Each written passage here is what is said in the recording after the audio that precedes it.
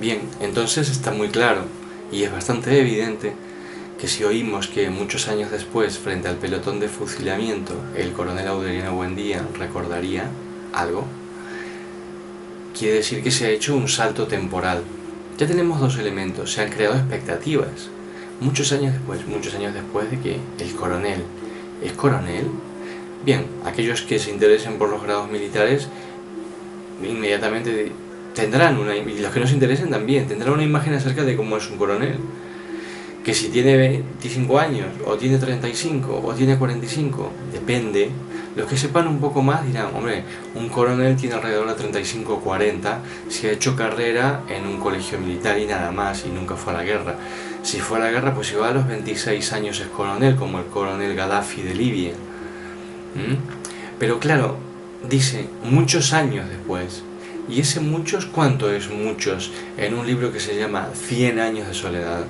Indudablemente, más de 100 no es. Tendríamos que tener un personaje que durara más de 100 años. Pero está entre 25 y 100. Y también dice el coronel Aureliano Buendía, e inmediatamente la mente empieza a trabajar. Aureliano, un nombre que produce en cada lector unas ciertas reverberaciones de significado. Buen día, ¿qué querrá decir? Que es un buen día para este personaje, toda la historia de su vida en tan tomada como un día, o que en realidad es irónico y es un mal día, un mal rollo total. Esto ya sería escarbar un poquito fuera de la estructura más visible, sería ya ahondar en el significado, pero si seguimos en la estructura visible, diremos entonces, muchos años después, el coronel Aureliano Buendía recordaría. Y esto sí que es visible, esto es una acción. No es un nombre al cual pues se le pueden atribuir pues montones de cosas. Recordaría. ¿Recordaría qué? Recordaría el día remoto, y ahí dice remoto, usa el adjetivo remoto, es decir, que entre su infancia, que está detrás del momento actual, y ese después, que es mucho después, se recordaría el día remoto. Quiere decir que es un hombre que tiene unos 40 años como mínimo, en que su padre, dice, lo llevó a conocer el hielo. Entonces uno pregunta, frente al pelotón de fusilamiento, recuerda ese día en que su padre lo llevó a conocer el hielo. Claro, entonces, además de que uno se pregunta, ¿por qué demonios un coronel que se llama Aureliano Buendía está frente a un pelotón de fusilamiento? Y esto multiplica las hipótesis y las preguntas dentro del cerebro. ¿Cómo llegó hasta ahí? ¿Por qué llegó hasta ahí? ¿Qué es lo que hizo para llegar hasta ese momento? Y finalmente, ¿cómo es que en ese momento tan crucial en que lo van a matar, que no sabemos si lo van a matar o no lo van a matar finalmente, y para saberlo tenemos que seguir porque todo esto es creación de expectativas, él recuerda algo y se supone que en ese momento uno recuerda algo que es, vamos, lo más importante? Como aquella literatura tan manida que dice que en el momento de que uno se está ahogando le pasa una película de toda la vida. Bueno, pues en el momento, atención, manual para fusilados, al momento que te fusilan recordarás el día que tu padre te llevó a conocer el hielo, al menos en el caso de este personaje. Bien, entonces uno se pregunta, inevitablemente, ¿por qué es tan importante el hielo? Y esto es todo el conjunto de preguntas que esa simple frase plantea. Ahora bien, cuando dice lo llevó a conocer algo, no dice cualquier cosa, dice el hielo. Y esto abre otra gama de preguntas, que es un tipo de preguntas que además de crear expectativas, generan otro tipo de cosas que se llaman nudos ocultos de la trama. Nudos ocultos de la trama, que lo sepas ya asociado al hielo en este caso, son todos aquellos elementos que pueden aparecer en una novela que a primera impresión pues están ahí como elementos del paisaje, pero que luego cobran un significado muy relevante y explican una serie de conductas, una serie de sucesos, la conducta de algunos personajes o de todos, y en este caso el hielo pues es factor explicativo, ya para quien la haya leído y para quien la vaya a leer tampoco le quito ningún misterio a la cosa, explica en cierto modo pues todas las aventuras del gitano Melquíades, que es otro personaje extraordinario de la novela Cien años de soledad.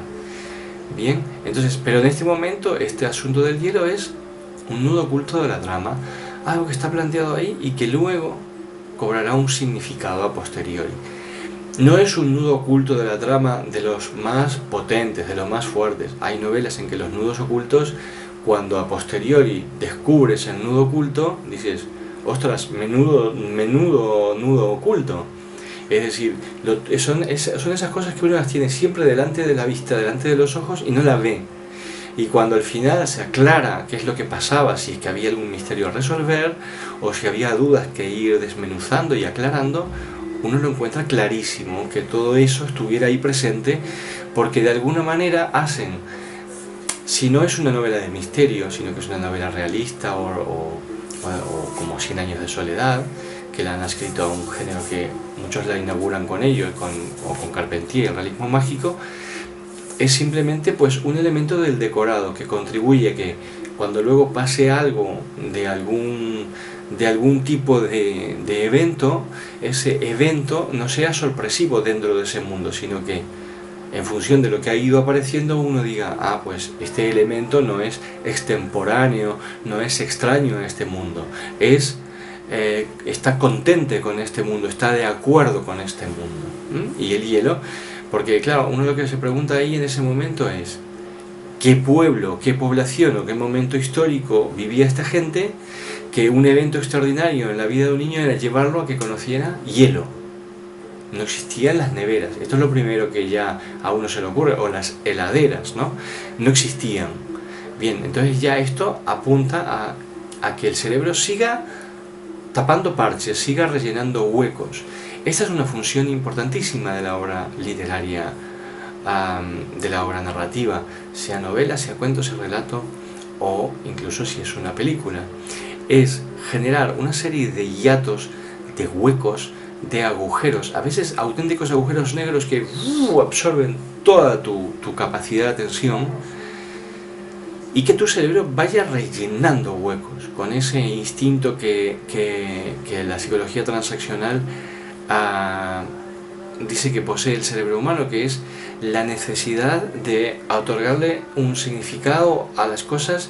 Bueno, esto en la psicología humanista, en la transaccional sería la necesidad de darle una estructura, y darle además una estructura temporal a las cosas. Bien, estas preguntas generadas por los factores creadores de expectativas, que siempre son, vuelvo a repetirlo, preguntas implícitas en las afirmaciones que uno va leyendo a la superficie y uno puede decir, sí, este dice que un hombre que luego era coronel lo iba a fusilar, entonces recordó algo. Bien, pero no es simplemente eso, la superficie de los hechos, es cuántas preguntas implícitas hay allí que tu cerebro, quieraslo tú o no, si continúas leyendo, inevitablemente está trabajando en torno a eso y está buscando de manera acuciosa respuestas.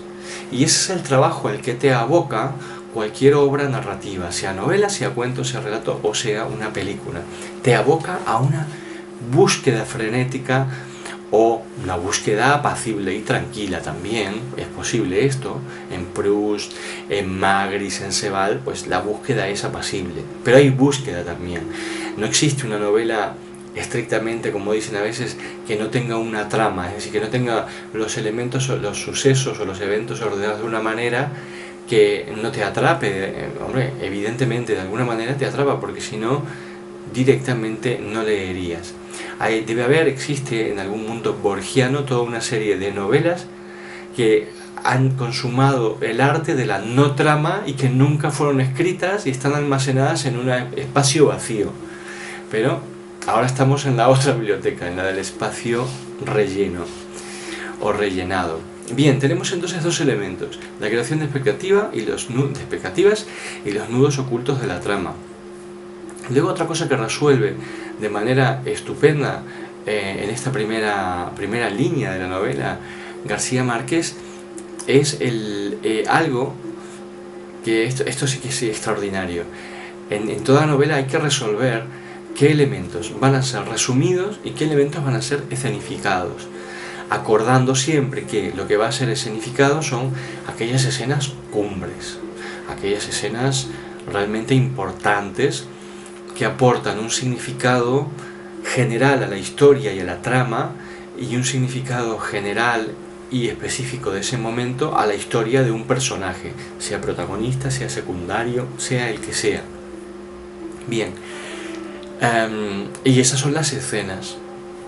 Y los resúmenes son todos aquellos elementos que, bueno, pues no es necesario explicarlos con todo detalle, porque si no, las novelas serían, como en aquel cuento de Borges, los mapas serían idénticos y absolutamente superponibles con el territorio, y entonces estaríamos reproduciendo de manera superlativa la realidad en mapas completos que se pegarían directamente a la realidad y que no podrían discernirse de ella y que no estarían en buen acuerdo con las reglas del arte al menos de la novela, del cuento, de la película, del relato breve.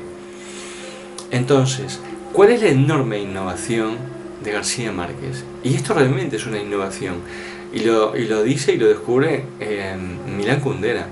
Milán Kundera dice: